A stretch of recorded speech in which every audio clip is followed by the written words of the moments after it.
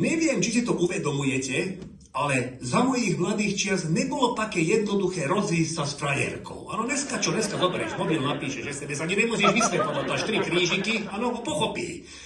Ak je menej chápavé dievča, no tak napíšeš, nefunguje to. Chvíľu si ešte možno myslíš, že hovoríš o počítači, alebo ja neviem o čom, ale pochopí skôr, či neskôr že my čo? My sme akože nemali mobily, my sme nemohli napísať SMS, nebolo SMS, bolo také podobné, volalo sa to, že Telegram. Moje ročníky spomínajú. To si museli ísť na poštu a diktovať.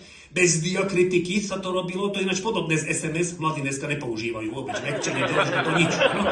A za každý, keď bol koniec vety, si musel na tej pošte povedať, že stop a pak aj písať. Čiže ak by vyzeralo rozídenie za mojich čas Telegramom, už to medzi nami nefunguje. Stop. Nebaví ma to s tebou. Stop.